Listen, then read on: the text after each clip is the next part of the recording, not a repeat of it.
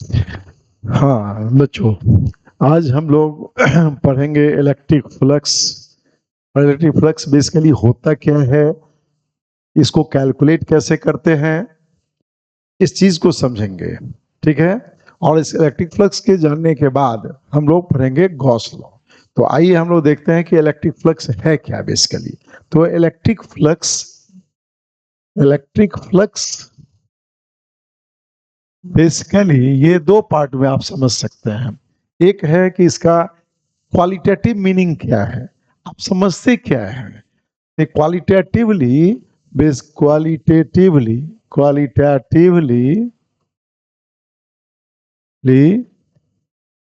it is simply the number of lines of forces, इसी को जो number of lines of force देख रहे हैं ना, इस लाइंस ऑफ फोर्स को भी हम लोग इलेक्ट्रिक फील्ड लाइन कहते हैं। और electric field lines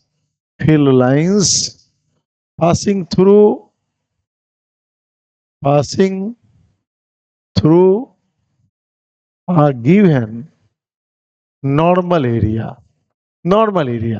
that means जो इलेक्ट्रिक फील्ड लाइंस है, लाइंस ऑफ फोर्स को कहते हैं, वो नॉर्मली कितना पार कर रहा है। ठीक है। इसी चीज को ये क्वालिटेटिवली ये कहने के लिए है आपको। ठीक है। लेकिन और ये इलेक्ट्रिक लाइंस ऑफ फोर्स जो आप देख रहे हैं ना, ये बेसिकली इमेजिनरी लाइंस है। तो इसका कोई वो पैमाना केवल कंपैरेटिव है कि कहीं ज्यादा घना है तो ज्यादा, कम घना है तो कम, लाइक दैट। ये एग्जैक्ट आप नहीं कैलकुलेट कर सकते हैं, लोग करते हैं, but that is not the true values. इसके लिए हम लोग इसको कह सकते हैं क्वांटिटेटिवली भी डिफाइन करते हैं। क्वांटिटेटिवली मतलब वैल्यूज में। आप समझिए, जब आपको वैल्यू कैलकुलेट करना है, it is the surface integral of electric field का ये सरफेस इंटीग्रल है। दैट मीन्स आप सीधा समझिए, integration of electric field over a surface like this. देखिएगा, यही है, this is the electric flux. और सिंबॉलिकली इसको हम लोग ऐसे लिखते हैं, फाई लिखते हैं। Okay, any problem? अब आप देखिए, ये डॉट प्रोडक्ट है, it is a dot product. To see here, आप यही देख सकते हैं कि ये डॉट प्रोडक्ट है। ठीक है। जो ही डॉट प्रोडक्ट है, मतलब आपके लिए ये बात आ गई कि यह एक स्केलर क्वांटिटी है, आपका स्केलर क्वांटिटी हो गया आपके लिए। सी है, जैसे जैसे देखते हैं आप उसको सीखते चलिए, तभी आसान होगा। डॉट प्रोडक्ट है, अब स्केलर क्वांटिटी है। जो ही ये स्केलर क्वांटिटी है, when this is a scalar quantity, आप समझिए कि ये इट इज एडिटिव है। ये एडिटिव वन। एडिटिव का मतलब क्या हुआ? मतलब ये हुआ कि आप सिंपल अलजेब्रा जो है एडिशन सब्ट्रैक्शन का, इसमें फॉलो कर सकते हैं। Additive one, that means rule of जो सिंपल अलजेब्रा है, अलजेब्रा फॉलोज, ये यहां वैलिड है। ठीक है, हो गया। जब आप यहां देखें फ्लक्स, तो आप यहीं पे इसका यूनिट भी लिख सकते हैं। आप इसके यूनिट को लिख सकते हैं। आपके पास यूनिट क्या होगा? Unit of electric field and unit of area. मतलब आपके लिए इलेक्ट्रिक फील्ड का आप पढ़े हैं, that is newton per coulomb. Area हो गया आपका metre square, that means this is basically newton metre square per coulomb. अब जब ये डॉट प्रोडक्ट है, तो आप इसको लिख भी सकते हैं ना, आप लिख सकते हैं E D S cos theta. ठीक है, E D S cos theta आप लिख सकते हैं। तो ये थीटा है क्या? वेयर, आप कह सकते हैं कि वेयर थीटा क्या है आपका? This is the angle between. अब आप ये समझिए कि आपके पास, see you have got this area, हमारे पास कोई ये एरिया है। ठीक है। अब ये कर्व्ड है तो एरिया वेक्टर का डायरेक्शन अलग अलग हो सकता है, ठीक है, राइट। तो आप अगर एक छोटे से स्मॉल एरिया कंसीडर करते हैं तो आप समझिए ये आपका डीएस वेक्टर है। आप ये कह सकते हैं this is small area, this is small area is DS. आप इसको कह सकते हैं इनफाइनेटेसिमल एरिया कह सकते हैं। यहाँ पे इलेक्ट्रिक फील्ड हो सकता है, जिसमें this is the electric field vector in that this direction, ये इलेक्ट्रिक फील्ड हो सकता है। अब इस दोनों के बीच का एंगल ये थीटा है, मतलब आपके लिए एंगल किसके बीच में है, between electric field vector E and A small area. देखिए इस स्मॉल को जो डी लिखते हैं ना, इनफाइनाइटेसिमली स्मॉल मानते हैं, टेंड्स टू जीरो स्मॉल, ताकि अलग अलग डायरेक्शन होगा तो अलग अलग हम बोलेंगे। तो आप लिख सकते small area vector ds। This is basically the electric flux E dot ds cos theta, ठीक है। अब आपके ये ds को बहुत सारे लोग एरिया में a भी यूज करते हैं, आपकी इच्छा है, आप ds लिखते हैं, आप dA लिख सकते हैं। अब इस केस में जैसे ये एंगल अलग अलग हो सकता है, अब हमारे लिए एक केस हो सकता है जिसको आप कह सकते हैं स्पेशल केस। वो स्पेशल केस ये हो सकता है कि आप समझ लीजिए कि if electric field E is uniform and the surface is plane, मतलब आपका सरफेस प्लेन है और इलेक्ट्रिक फील्ड यूनिफॉर्म है। यूनिफॉर्म का मतलब क्या हुआ, इस यूनिफॉर्म का मतलब होता है सेम एट ऑल पॉइंट्स, हर जगह पे पॉइंट्स क्या होगा, same in magnitude and direction, हर जगह सेम है, हर जगह सेम है। तो ये सभी पॉसिबल है, जैसे आप देख रहे हैं ना, एट पॉइंट्स पे, eight all points magnitude and direction में सेम है। डायरेक्शन में सेम है, इसका सीधा मतलब है कि वो पैरेलल होगा। मैग्नीट्यूड सेम है, इसका मतलब आप पढ़े हैं ना, इक्विडिस्टेंट होगा, मतलब ये पैरेलल लाइंस होंगे। दैट मींस आपके लिए ये पैरेलल लाइंस है, ये पैरेलल लाइंस है। आप यूं समझ लीजिए कि आपके लिए ये पैरेलल लाइंस है, लाइक दिस, ये पैरेलल लाइंस है। This is the uniform electric field, this is the uniform electric field, uniform electric field है। अब अगर आप इसमें ये सरफेस प्लेन है, कोई आपका प्लेन सरफेस है, suppose we have got a plane surface like this, हमारे लिए ये सरफेस है, ये सरफेस है, प्लेन है, सी। तो एरिया वेक्टर इसका simply you see, area vector जो इसका आएगा, इसका area vector is simply like this, आप लिख सकते हैं, this is the area vector, and if this is the area vector, this is the electric field E, this angle is theta।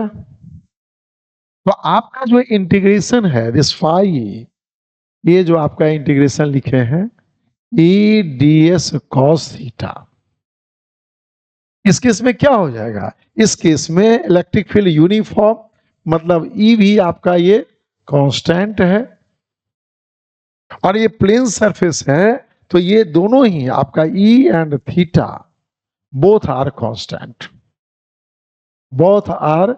Constant. तो आप इसको सिंपली इस इंटीग्रेशन से बाहर ला सकते हैं और आपका इंटीग्रेशन केवल एरिया का होगा। ये स्मॉल एरिया को आप इंटीग्रेट कर रहे हैं, आप इंटीग्रेशन में जानते हैं ना, इंटीग्रेशन का मतलब होता है summation, you are adding it, छोटा छोटा जोड़ते आपको कंप्लीट एरिया आ जाएगा। मतलब ये कि अगर इसका एरिया ए है तो आपके लिए ये सिंपली आपके लिए हो जाता है E cos थीटा इंटू ए, और तब आप इसको ऐसे भी लिख सकते हैं, इस phi E A cos theta, और simply this E dot area vector like this. आप इसको इतना लिख सकते हैं,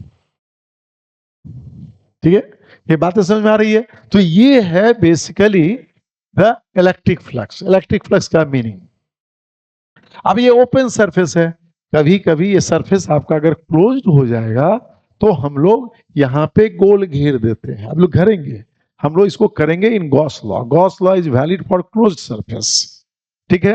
अभी हम लोग इसका मीनिंग समझ रहे हैं कि इलेक्ट्रिक फील्ड फ्लक्स का मीनिंग क्या है। So this is a meaning. अब इस केस में जैसे आपने प्लेन देखा, हम लोग इसको के डिफरेंट डिफरेंट केसेस देखेंगे, और केस देख करके बातों को समझेंगे कि कब फ्लक्स का वैल्यू मैक्सिमम होगा, कब मिनिमम हो सकता है, कब वो जीरो हो सकता है, मतलब उस प्लेन का क्या ओरिएंटेशन है। तो जब इस बात को आप जानेंगे, तब आप जब न्यूमेरिकल्स या प्रॉब्लम को सॉल्व करेंगे, या इवन की कंसेप्चुअल ऑब्जेक्टिव है, तो आपके लिए बहुत ही आसान हो जाएगा, बहुत ही आसान हो जाएगा। बात फिजिक्स पढ़ने में आप समझ लीजिए कि आप जितने अच्छे से कॉन्सेप्ट को समझेंगे, आप प्रॉब्लम को उतने ही इजी वे में सॉल्व कर सकते हैं। No concept you are unable to solve the problem, आप प्रॉब्लम सॉल्व कर ही नहीं सकते हैं।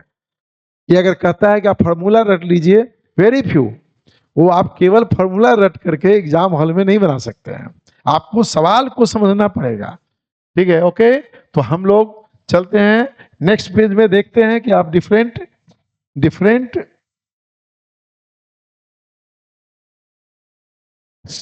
ओरिएंटेशन से इसका इलेक्ट्रिक फ्लक्स कैसे वैरी करता है। तो आप समझ लीजिए कि हमारे पास ये मैग्नेटिक फील्ड है, हमारे पास ये मैग्नेटिक फील्ड है, सॉरी इलेक्ट्रिक फील्ड, ये हमारे पास इलेक्ट्रिक फील्ड है, सही है।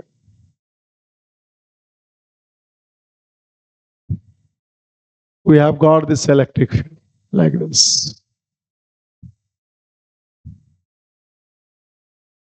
See, हमने पैरेलल लाइंस ड्रॉ किया है ताकि ये इक्विडिस्टेंट है। So this is our electric field, suppose E. हमने अभी जनरल केस में क्या देखा, हमने देखा कि हमारा अगर ये सरफेस है लाइक दिस, प्लेन सरफेस है, this area vector is like this, जो इसके परपेंडिकुलर, इस सरफेस के परपेंडिकुलर है like this, but it makes angle theta with the electric field. ये थीटा क्या है?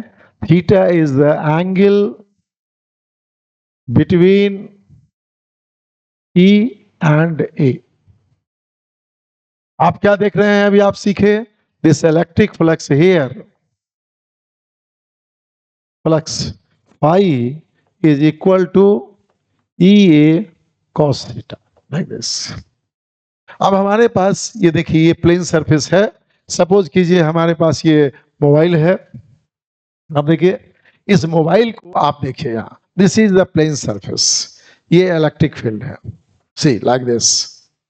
अभी ये इसके परपेंडिकुलर ये एरिया वेक्टर है, अगर ये इस तरह से है तो देखिए इलेक्ट्रिक फील्ड के डायरेक्शन में, यू सी लाइक दिस, ये देखिए ये अभी इंक्लाइंड है, हम इसको इस एंगल, इस ओरिएंटेशन में अगर रखते हैं, you will see this goes, this becomes like this, ये सिचुएशन है, आप देखिए, ठीक है। then this area vector becomes this, आप इसको रोटेट करा रहे थे, it becomes in this position, आप देख सकते हैं, this becomes the area vector perpendicular like this। आप फिर इसको रोटेट कर दिए, this area vector, that means आपके लिए in this situation you have got the area vector here। आप देखिए ये एरिया वेक्टर हो गया। आप क्या देख रहे हैं? आप देख रहे हैं कि यहां ये जो ए का डायरेक्शन है वही इलेक्ट्रिक फील्ड का भी डायरेक्शन है। Here this theta is 0 degree. Here आप देख लीजिए इट मेक्स 90 डिग्री, मतलब आपके लिए थीटा क्या है? 90 डिग्री है। आप देखिए यहां ये थीटा कितना डिग्री है? इलेक्ट्रिक फील्ड दिस डायरेक्शन और area is this direction, so this is 180 degree. अब जब आप इस पे कैलकुलेट करेंगे, आप सी इस केस में क्या है, सारा इलेक्ट्रिक फील्ड जो लाइंस है वो परपेंडिकुलर जा रहा है, पूरे एरिया इसका इफेक्टिव है, इंटायर एरिया इज इफेक्टिव।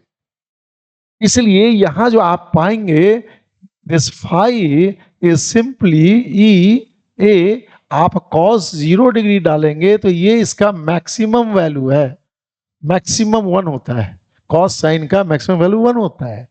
मतलब आप इस यहां पे जो देख रहे हैं ये इस फाई का, आप देखिए यहां ये मैक्सिमम वैल्यू है, this is the maximum one. आपको ये बात देखना होगा, ये बात लैंग्वेज में भी सीखना पड़ेगा। ये मैक्सिमम है, आप देखिए यहाँ पे हियर cos 90 डिग्री 0, तो जो ही आप यहाँ करेंगे ये cos 90 degree, so this become 0, this is 0, सो आपको सिंपली फ्लक्स मिल रहा है 0, नो फ्लक्स इज देयर। ठीक है, गॉट इट। अब आप आगे बढ़े, जब ये थीटा 180 डिग्री होता है तब आप देखिए आपका ये phi is E A cos 180 degree, this is equal to -1, मतलब आपके लिए वैल्यू आता है -EA। See this phi is -EA। अगर आप साइन को कंसीडर करते हैं, करना चाहिए, so this is the minimum value. See आपको ये लैंग्वेज में समझना चाहिए कि जब फ्लक्स आपका 0 है वो कब है। आप देखिए बहुत ही आसानी से फिर देखिए कि आपका मैक्सिमम है जब ये मान लीजिए ये सरफेस है, प्लेन है जो फील्ड के परपेंडिकुलर है, सरफेस परपेंडिकुलर है but area vector along the line है। ठीक है, ये कब है, आपका फ्लक्स 0 होगा जब आपका ये सरफेस उस प्लेन में लाई करेगा, प्लेन में लाई करेगा। ये बहुत इंपॉर्टेंट बात है। हर जगह जहां इलेक्ट्रिक फील्ड के प्लेन में सरफेस हो जाएगा ना, तो वहां इलेक्ट्रिक फ्लक्स 0 हो जाएगा। अब परपेंडिकुलर होगा तब मैक्सिमम होगा। यहां भी सरफेस के परपेंडिकुलर ही है, ठीक है, माइनस है इसलिए आप मिनिमम लिखे हैं, but in value it is maximum. तो आपको ये जानना चाहिए कि इट इज मैक्सिमम, ये कब मैक्सिमम है, इट इज मैक्सिमम कब, व्हेन प्लेन सरफेस, या आप यूं कहिए when plane of the surface is perpendicular to electric field। यहां भी परपेंडिकुलर है, ये 0 होता है, ये 0 हो जाएगा आपका फ्लक्स, दिस फाई इज 0 कब होगा आपका, when plane of the surface lies in the plane of electric field। जब इलेक्ट्रिक फील्ड के प्लेन में लाई करेगा आपका ये, तो ये फ्लक्स क्या हो जाएगा, 0 हो जाएगा। यहां ये मिनिमम है, मिनिमम अगर आप माइनस को लेते हैं, लेकिन आप जब इसके वैल्यू को अगर लेंगे तो दिस इज मैक्सिमम, या अभी भी मैक्सिमम है ये। तो आपके लिए ये यही लैंग्वेज वैलिड है। Plane of the surface is perpendicular to the magnetic field, electric field. ठीक है, तो आप इस तरह से इस स्पेशल केस को देख रहे हैं। आपको डिफरेंट सिचुएशंस में आपको इलेक्ट्रिक फ्लक्स कैलकुलेट करना पड़ सकता है। फॉर एग्जाम्पल आप देखिए, आपको हमने ये सवाल दिया, देखिए हम इस सवाल को कैसे सॉल्व करते हैं। Okay right, we have got here a uniform electric field. Again you see, हमारे पास ये यूनिफॉर्म इलेक्ट्रिक फील्ड है, आप देखिए ये यूनिफॉर्म इलेक्ट्रिक फील्ड है। ठीक है राइट, अब इस यूनिफॉर्म इलेक्ट्रिक फील्ड में हम लोग एक सिलेंडर को डालते हैं। See we are putting a cylinder here in this uniform electric field. ठीक है, देखिए हम लोग यहाँ एक सिलेंडर को रख रहे हैं, but not in this direction. You see हम इसके ओरिएंटेशन को थोड़ा चेंज कर रहे हैं, हम लोग इसके ओरिएंटेशन को थोड़ा चेंज कर रहे हैं, ठीक है।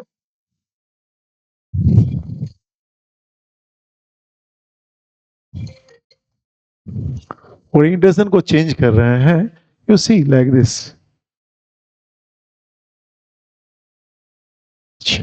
This entire thing is taken, okay, right?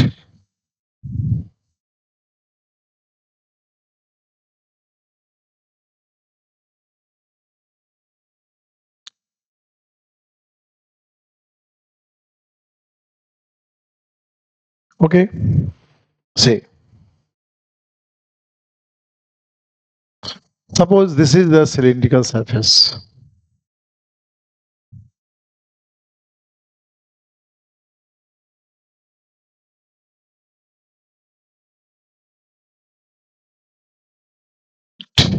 आपसे हमने ये पूछा कि अगर इलेक्ट्रिक फील्ड ये ई है, ठीक है, ये सिलिंड्रिकल सरफेस है जिसका कि यहाँ रेडियस आर है, इसका लेंथ एल है, ओके। आपसे हम ये पूछ रहे हैं कि find electric flux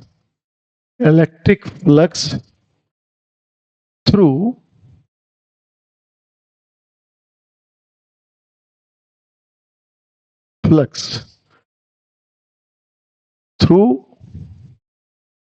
all it's faces. मान लीजिए हम ये निकालना चाह रहे हैं, मतलब आप देख रहे हैं आपके पास एक फेस ये है, this is the plane surface, आपके पास दूसरा प्लेन सरफेस ये है, this is the plane surface, and you have got this, तीसरा है आपका कर्व्ड सरफेस। तो हमें इसके डिफरेंट सरफेसेस पे इलेक्ट्रिक फ्लक्स निकालना है, ठीक है। अब इलेक्ट्रिक फ्लक्स निकालना है तो आप सिंपल सी बात है कि आपके लिए पहले ही मैंने कहा था कि ये स्केलर क्वांटिटी है, और आप देख सकते हैं कि ये जो आपका फेस है इस पे एरिया वेक्टर इधर है आपका, मतलब here this theta is 0 degree. यहां पे इसके लिए अगर आप एरिया वेक्टर निकालेंगे तो this becomes the area vector A, मतलब यहां इस प्लेन सरफेस के लिए थीटा इज 180 डिग्री। आप अगर इस कर्व्ड सरफेस को कहीं भी लेंगे सो this is the area vector and this theta becomes how much, 90 degree. आप समझिए कि ये पूरी का पूरी क्लोज सरफेस है, ठीक है। तो आपको यही अगर डिफरेंट सरफेस पे निकालना था, जैसे फाई, आप पूरे फाई को निकालते तो ये क्लोज्ड करते आप लोग, और ई डॉट ए आप करते, या आप ए नहीं करके आप समझिए आप जो करते, यहां देखिए आप इसे ई डॉट डीएस करते। अब यहां देख रहे हैं ये क्लोज सरफेस पे ही अगर करना है आपको, तो आप देखिए यहां कि ये प्लेन पे अलग एंगल है, यहां एक अलग एंगल है, यहां एक अलग एंगल है। हम आपको ये बताने की कोशिश कर रहे हैं कि एक ही प्रॉब्लम में आपको इस सारे सिचुएशन का प्रैक्टिस हो रहा है, ठीक है। तो आप इस चीज को, चूंकि वो स्केलर है, ये स्केलर क्वांटिटी है, आप इसको ब्रेक कर सकते थे। जैसे हमने एक प्लेन सरफेस को अलग लिया, ठीक है, आप लिख सकते थे ए डी एस प्लेन एक सरफेस में आपके लिए कॉस कितना है, 180 डिग्री। आप तोड़ सकते थे जो आपका दूसरा प्लेन है, इसमें आपके लिए A D S cos 0 degree आप तोड़ सकते थे, प्लस ये तीसरा जो है वो कर्व्ड है, E D S cos 90 degree. अब आप देखिए ये कॉस 180 का मतलब -1, और ये ds इंटीग्रेट करते करते ये एरिया आपका कितना है, a है, तो आपके लिए सिंपली ये आ जाएगा e into A 180 degree. That means here हमारे पास आया कौन साइन, माइनस। ये cos 0 डिग्री का मतलब क्या होता है, 1, तो हमारे पास क्या आ रहा है, e बाहर आ गया, cos 0 डिग्री 1 हो गया, और ds के इंटीग्रेशन से हमें मिल गया a। और यहां तो cos 90 जीरो है, cos 90 का मतलब जीरो होता है, मतलब साफ है कि इस कर्व्ड सरफेस पे आपके पास फ्लक्स कितना है, जीरो। इस फेस पे आपका माइनस ये, इस फेस पे प्लस ये, और ये कर्व्ड पे आपका जीरो आ गया। This is the curved one, ये कर्व्ड सरफेस है आपका। मतलब overall we are getting how much, आपका आंसर ही आ गया कितना, जीरो। आप देखिए, हम आपको सिखाने के लिए अलग अलग फेसेस पे कैलकुलेट किए हैं। अब जब हम लोग गॉस लॉ पढ़ेंगे, यार आप लोगों में से बहुत को ये जानकारी होगी कि गॉस लॉ में अगर हम लोग क्लोज्ड सरफेस पे अगर ये इंटीग्रेट करते हैं तो वो गॉस लॉ यही कहता है कि total electric flux is 1 upon epsilon O Q net inside. आप देखिए यहां ये हम डायरेक्टली गॉस लॉ से आंसर जीरो निकाल सकते थे, इसके अंदर में कोई भी चार्ज नहीं है, तो this total flux is equal to 1 by epsilon O into Q net inside. तो ये जो हम अभी कैलकुलेट किए हैं ना, वो डायरेक्ट आंसर दे सकते थे, ठीक है, हम लोग डायरेक्ट आंसर दे सकते थे, राइट। आपसे जैसे ये डिफरेंट फेजेस पे निकाले, आपके लिए यही सिचुएशन हो सकता था। मान लीजिए आप देखिए यहां कि आपने सी यार, हमने ये इलेक्ट्रिक फील्ड लिया। आप देखिए एक दूसरा क्वेश्चन कर रहे हैं हम लोग, आप देखिए सिचुएशंस देखिए, मैं ये क्वेश्चन कर रहा हूं, आप देखिए यहां ये हमारे लिए इलेक्ट्रिक फील्ड है, ठीक है, और इसमें हमने एक क्यूब को डाल रखा है। देखिए यहां ये क्यूब सरफेस है, लाइक दिस। अब आप देखें ये हमारा इलेक्ट्रिक फील्ड ई है, ये क्यूब का सरफेस है। आप नाम दे सकते हैं, आइए, ए है, बी है, सी है, डी है, ई है, एफ है, जी है, और ये एच है। ठीक, अब आपको इसमें इलेक्ट्रिक फ्लक्स निकालना है ऑन ऑल सरफेसेस। आपसे कहा गया कि फाइंड इलेक्ट्रिक फ्लक्स थ्रू, या थ्रू लिखे हम लोग, डिफरेंट सरफेसेस ऑफ क्यूब। आप देखिए इसमें 6 सरफेसेस हैं, आप क्यूब में 6 सरफेसेस होता है।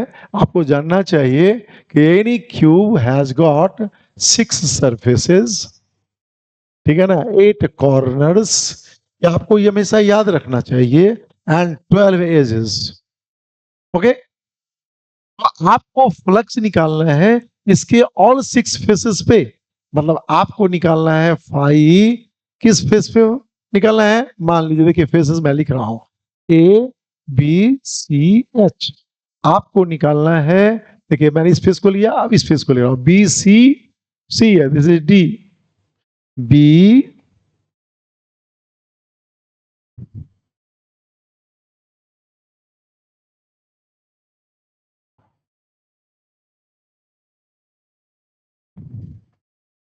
B, it is B C D E.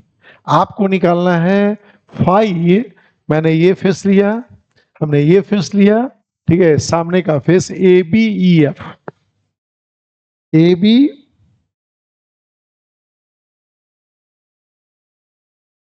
A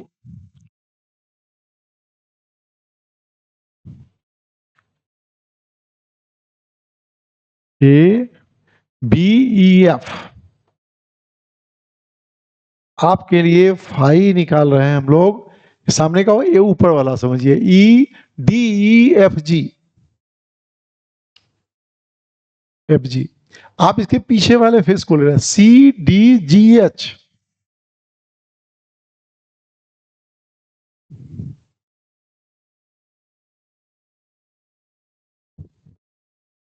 it is C D G H, C D G H.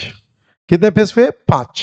आपका फेस कौन सा बचा रह गया, हमने कौन सा फेस ले, ए बी सी एच ले चुके हैं, बी सी डी ई ले चुके हैं, AFGH नहीं लिया है हम लोगों ने, ओके, AFGH,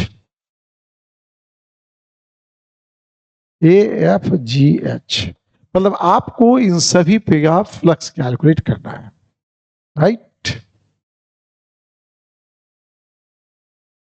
अब आप अच्छे से देख सकते हैं कि ये 6 फेस में इलेक्ट्रिक फील्ड जो है, देखिए हाँ, कि ये जो फेस ऊपर वाला है और ये नीचे वाला इसके प्लेन में लाई कर रहा है। अभी आप कर रहे थे ना, अभी तो आप किए थे कि आप देखिए कि वो जो फेस है आपका वो इसमें लाई कर रहा है। आप अच्छे से देखिए, जैसे ABCH, ठीक उसी तरह इसके ऊपर का फेस आप देख सकते हैं, इसी में लाई कर रहा है DEFG। मतलब आपके लिए इस पे एरिया वेक्टर इधर है नीचे की ओर 90 डिग्री पे, इसके ऊपर की ओर है एरिया वेक्टर मतलब 90 डिग्री की ओर, सही है। जो ही 90 हुआ इसका साफ मतलब है कि आपके लिए ABCH कहाँ है आपका, ABCH आपके लिए B, सॉरी वी आर, हमारे पास इलेक्ट्रिक फील्ड है नॉट मैग्नेटिक फील्ड, ठीक है। EC A कितना हुआ ये cos 90 डिग्री मतलब आपको मिलता है 0। आपके लिए दूसरा ABCH हो गया। आपके लिए देखिए DEFG आपके लिए मिलता है ये cos 90 डिग्री मतलब आपके लिए 0। आपको ये पता चला ना किस फेस पे 0 होगा। आप अगर अच्छे से देखेंगे ये सामने वाला जो फेस है ना, आप पहले ये देख लीजिए, इलेक्ट्रिक फील्ड इस फेस पे परपेंडिकुलर है, एरिया वेक्टर मतलब यहाँ थीटा 0 डिग्री है, और ये जो फेस आपको दिखाई पड़ रहा है यहाँ एरिया वेक्टर इधर है, so theta is 180 degree. Rest में कहीं भी आपके लिए इलेक्ट्रिक फील्ड के ऊपर है, देखिए एरिया वेक्टर जो आपने देखा 90 डिग्री, आप देखिए इस फेस पे नीचे है एरिया वेक्टर, आप देख रहे हैं थीटा इज 90 डिग्री। उसी तरह से इस फेस को मैं गंदा नहीं करना चाह रहा हूं, आप देख रहे हैं कि आपके लिए अगर वो फेस ये होता, आपके लिए A B E और F, आप देखिए इसका भी एरिया वेक्टर इधर होता, और आपके लिए ये है इलेक्ट्रिक फील्ड का वेक्टर, तो आपके लिए थीटा 90 डिग्री होता। सिमिलरली आपके लिए पीछे वाला CDGH, आपके लिए इसके पीछे वाला जो फेस था आप देख सकते हैं CHDG, इसका एरिया वेक्टर इधर होता, आपके लिए थीटा 90 डिग्री होता, मतलब आपके लिए यहां भी ये 0 होता। तो केवल फ्लक्स आपका निकल रहा है BCD, where it is BCD, जहां पे 0 डिग्री है, EA cos 0 डिग्री मैक्सिमम आपका आ रहा है, देखिए EA। आपके इस फेस पे कौन सा फेस है, FGHA, या आप कह सकते हैं AFGH, आपको यहां पे आ रहा है EA cos 180 डिग्री मतलब आपका माइनस EA। रेस्ट CDGH वो पीछे वाला है यहाँ, सी है 90 डिग्री, आपके लिए CDGH में EA cos 90 डिग्री 0। आपके लिए ABEF ABEF ये सामने वाला फेस है आपका, देखिए ये 90 डिग्री आएगा, आपके लिए EA cos 90 degree is simply 0। मतलब हर फेस पे हम लोग निकालने के कैपेबल हो गए हैं। ऐसे आपको कैलकुलेट करना है। यही अगर कहता कि टोटल इलेक्ट्रिक फ्लक्स तो आप ऐड कर सकते थे, आपसे कहा इसी को सबको अगर जोड़ देंगे, total electric flux through the cube, तो आप आप इसी को इंटीग्रेट करते, E.ds करते, आपको ये आंसर मिलता है 0। ये बिना कैलकुलेशन के गॉस लॉ हमारी मदद करता है। गॉस लॉ कहता है कि अगर क्लोज सरफेस पे ये निकालेंगे इलेक्ट्रिक फील्ड, का फ्लक्स, तो हमें 1/ε ये वही है 1/ε Q net inside. So here आपके अंदर में यहां कोई चार्ज नहीं है, ठीक है, इलेक्ट्रिक फील्ड में है, this is zero, this is zero, तो आंसर डायरेक्ट आ जाता। फिर हमने इस सवाल को इसलिए किया है कि आप इंडिविजुअली हर चीज को निकालने की कोशिश कीजिए। आप जब ये सीख जाएंगे तो आपको बहुत सारा सवाल इस तरह से आया हुआ है, इवन एनसीईआरटी में भी एक सवाल दिया हुआ है, कंपटीशन में भी कितनी बार आया है, और आपके लिए सॉल्यूशन आसान हो जाएगा। आपके लिए हो सकता था कि मैं इसी चीज को ऐसे भी बता सकता था, ये एक्स एक्सिस है, ये वाई एक्सिस है, ये जेड एक्सिस है, और मैं क्यूब को ऐसे रख सकता था, सी है, मैं रख के आपको बता सकता था कि कैसे कहाँ पे होगा। अगर इलेक्ट्रिक फील्ड इधर है तो इस फेस पे ही तो आएगा, इस फेस पे माइनस आएगा, सी है, बाकी सब पे परपेंडिकुलर हो जाएगा। ठीक है, तो हमारे लिए फ्लक्स यही है। जब आप ये फ्लक्स की बात को समझ लिए हैं तो अब हम लोग पढ़ेंगे गॉस लॉ। ठीक है, गॉस लॉ और गॉस लॉ का एप्लीकेशन। गॉस लॉ के एप्लीकेशन में हम लोग इलेक्ट्रिक फ्लक्स डायरेक्टली निकालेंगे, क्लोज सरफेस पे नियम कहता है, लेकिन सिमेट्री की मदद से हम लोग ओपन फेस पे भी निकालेंगे। ठीक है, और डिफरेंट सिचुएशंस में कैसे हम लोग इजिली निकाल सकते हैं उसका बुद्धि डेवलप करेंगे। एक दूसरी बात, गॉस लॉ से हम लोग निकालेंगे electric field due to different charge distribution. हम लोग गॉस लॉ में फ्लक्स निकाल के उसके अंदर का जो अननोन चार्ज अगर पूछता है, तो कभी कभी चार्ज पूछता है, तो हम लोग उस चार्ज को भी निकालेंगे। Okay, any problem? बातें समझ में आ रही है? एकदम क्रिस्टल क्लियर। देखिए ये कॉन्सेप्ट है, आपको कॉन्सेप्ट जब सीखेंगे तभी अप्लाई करेंगे, और फिजिक्स एकदम आसान है। दुनिया कुछ भी कहे, सबसे आसान सब्जेक्ट फिजिक्स है। ये बात जब तक दिमाग में नहीं डालेंगे तब तक आपको आसान लगेगा नहीं, और आप इसको अपना बनाइए, you make it your own. जब ओन कीजिएगा ना तब आपको लगेगा हाँ ये बहुत मजेदार चीज है, और मैं आपको एकदम मजेदार मजेदार बात बताऊंगा, मजेदार चीजें बताऊंगा, और इजी, एकदम इजी वे में आपको हम इस सारी बातों को बताऊं। Okay, any problem? So let us wait for the next topic, Gauss law. Okay, thank you.